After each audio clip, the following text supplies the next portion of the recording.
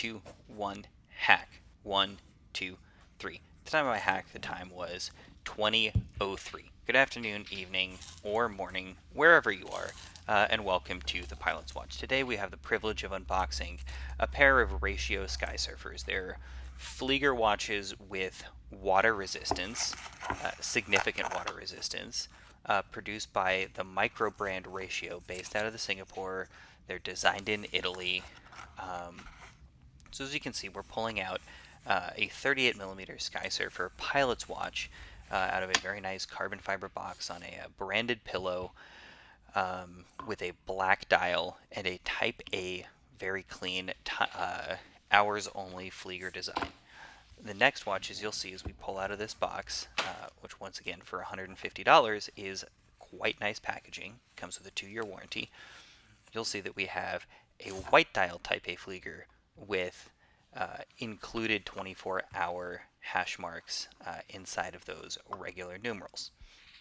They're both very nicely proportioned, and we'll just kind of look at them on the table here. However, the question that we really have to answer today is, are these kind of the best watches that you can buy for $150? Or are they cheap AliExpress watches that have been rebadged with a micro brand sticker and sold for dozens of times what they cost to produce? We'll press pause on that for a minute and just take an initial look.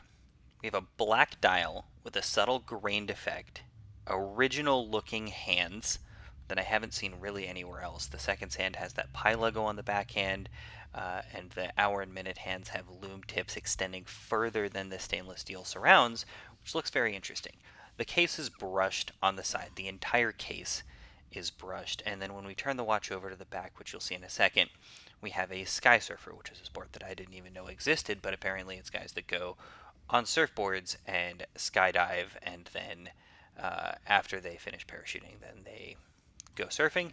Not entirely sure a whole lot about what that sport is, but I think the idea behind the watches is that you have pilot style watches that also provide a significant amount of water resistance, which is really not something that you see in the market a whole lot. Most pilots' watches have 50 meters of water resist, and they don't go in for a screw down crown or a screwed in case back, because that's not the design of the watch.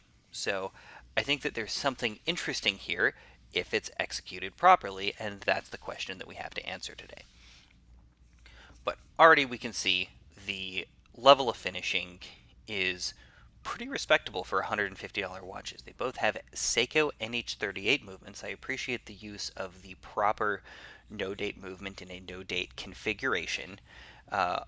One other that I noted is this white one. When you pull out the crown and reset the time, it does satisfyingly hack. However, when you press it back in, there's a slight delay between punching the crown in and then actually unhacking the movement.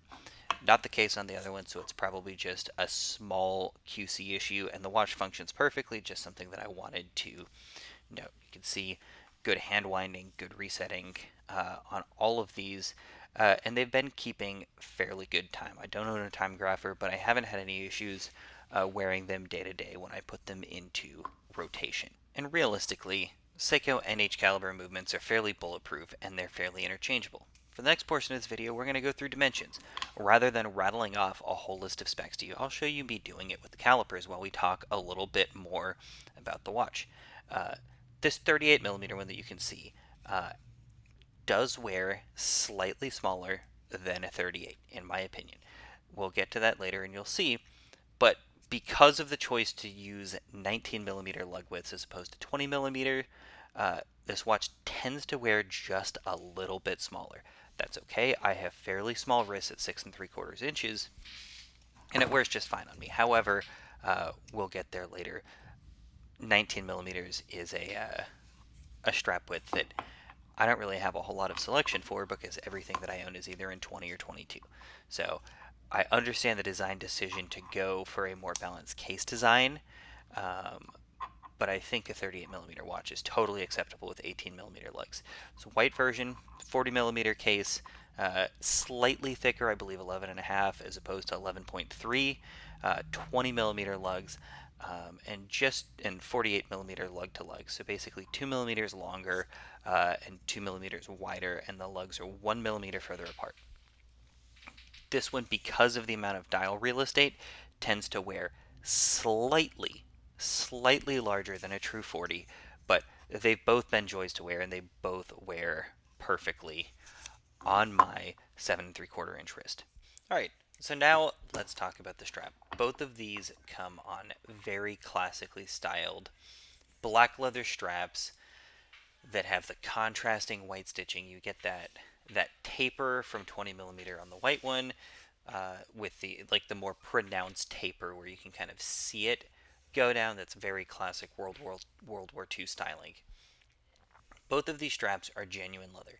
They actually smell like leather, which is 100% something that is a good thing. Genuine leather is not necessarily the highest possible grade of leather, but they actually feel good and they wear in very, very nicely. Initially, they felt a little bit cheap, and then after a few days of wear, I started to grow on them. All right, now we're going to kind of swap some straps around. This one is kind of funny because I'm putting a $150 watch on a 200 and something dollar strap. This is an Artem loopless sailcloth strap. It's waterproof. One of my favorite straps. It goes on almost every watch that I have that's 20 millimeters. I love this combination. I don't know that I would go and buy this strap for this watch, just considering the various prices. But if you have one of those hanging around, it's fantastic. This is a Havaston strap. It's a military-inspired Flieger strap. You have the metal rivets in that navy seafoam gray, which I'm a huge fan of. I'm in the Navy. The last strap that we're going to take a look at is off of my Zelos Eagle, which you'll see in a second is the watch I'm wearing. Spoiler alert, it's a rubber strap that does the exact same thing, and we'll talk about why that might have been a good idea. So, next thing that we'll look at is the lume, especially when you have a full lume dial.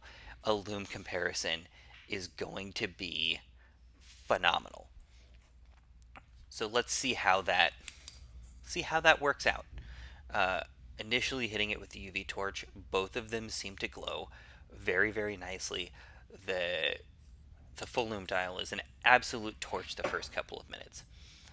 In a second here, I'll put it on a few minute long time lapse. You will see that they both lose lume very quickly, especially in daylight.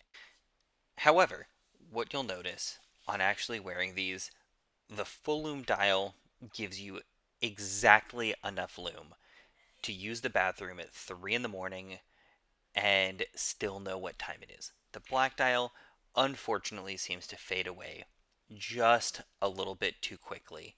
Um, However, it's still perfectly serviceable, and this is a pilot's watch. It's not a dive watch or a field watch where you would actually need that lume as a practical use case. So here we go. Let's do a wrist check. Yes, I am wearing the Zealous Eagle. I had to wear a pilot's watch in honor of reviewing a set of pilot's watches, and this one is futuristic and absolutely crazy. So let's get both of these on the wrist. I'm going to kind of do the thing where I just put my wrist down and then we'll talk about the watches. So at the end of the day, I'm in the Navy, and one of the ways that we debrief things is we look at goods and others. What are the goods of this watch? And then let's look at the others, the room for improvement, places where ratio may have missed. The goods, I'm not going to lie to you all, this watch is an absolute spec monster. You've got sapphire, 200 meters of water resistance, and they opted for the real, proper, no date NH38 instead of going for an NH35. While we're doing this, I'm just going to play around with the lights in my setup, and you can kind of see this under different lighting conditions. Apologies, it takes my camera a minute for the white balance to catch up. So, kind of talked about it is a spec monster. It has an NH38. It has sapphire with anti-reflective coating. The legibility has been phenomenal on both of these. The lume on the white dial one it's not find your way to the bathroom torch level bright. However, it is absolutely at 3 in the morning. You wake up and want to know what time it is. You will know what time it is. black dial one, I wish they had done a couple more coats of that. The design, it's not a wholly original design. However, we're dealing with something where this design has come from World War II and everybody's using it. I'm not going to compare this to the $5,000 to $15,000 watches that have the exact same design. If you know who I'm talking about. Cool. What are the others? The black dial is phenomenal. However, the decision to use 19mm lugs, I disagree with. I think that it makes it difficult to change straps. Um, and I also think that it makes the watch wear slightly smaller than it otherwise would. Also on the 38mm, the lume could be a little bit better. The finishing on both of these, I'm not going to really call this one an other. It's serviceable. It's nicely brushed, um, but it's not the greatest thing that I've ever seen. However, at $150, it's phenomenal. Next thing, and this is kind of both a good and another. The leather strap is very nice, especially for the price that you're paying. However, considering that some of the conceit of this watch is that they're offering a watch that satisfies the Flieger aesthetic and has water resistance, I struggle to imagine why they provided the watch on something that isn't waterproof. I understand that the leather is traditional. However, I'm never, ever, ever going to even shower with this black dial watch because I don't have anything else than a 19mm lug width, and I'm not willing to buy a new strap just for this watch. That being said, the leather is very nice and it breaks in nicely. So on the whole, is this one of the best watches you can buy for $150? Or is it some cheap AliExpress watch? Well, at the price, there's very few Seikos that you can buy with automatic movements, and they all have mineral crystals. You could maybe get into some Orients, you could get some Timexes, but once again, the quality that you're getting, the sapphire, the water resistance, the real leather strap, you're not going to find anything that's similar to this, especially the full lume dial, at a price of $150. So in the comments, please tell me what you think. If you want to decide to pick one of these up, my code will go on the screen. It's ratio PW05, and you can get 5% off. I don't make any money off of that. However, they sent me these watches for free, and I genuinely think that for $150, this is about as good of a deal, spec-wise, as you're going to see.